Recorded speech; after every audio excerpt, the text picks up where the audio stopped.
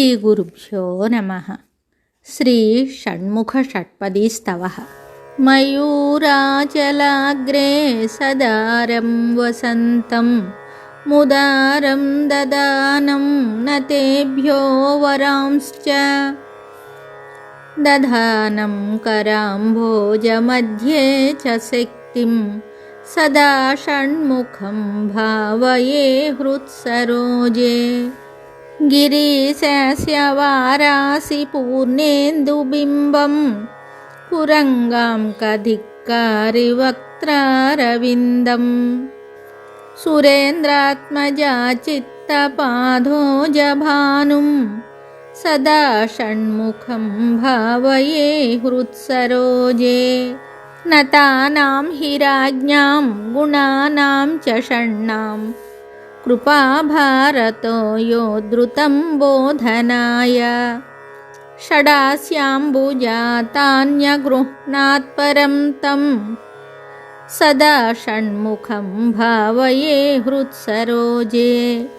पुरा तारकं यो विजित्याजिमध्ये सुरान् दुःखमुक्तां चकारासु मोदात् तमानन्दकन्दं कृपावारिरासिं सदा षण्मुखं भावये हृत्सरोजे। शराणां वने जातमेनं हि बालं यतः कृत्तिकाः पाययन्ति स्म दुग्धं ततः कार्तिकेयं वदन्ति हयन्तं सदा षण्मुखं भावये हृत्सरोजे।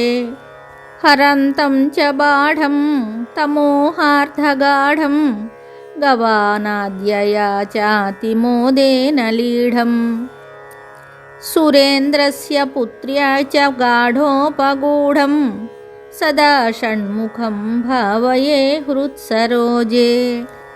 इयं षट्पदीयस्य वक्त्रारविन्दे विहारं करोत्यादरान्नित्यमेव षडास्यः कृपातः समस्ताश्च विद्या वितीर्यासु तस्मै स भक्तिं ददाति। इति श्री शृंगेरी जगद्गुरु श्री सच्चिदानंद शिवाभिनव नृसिंहभारती स्वामिभिः विरचितं श्री षण्मुख षट्पदीस्तवः संपूर्णं शुभम्।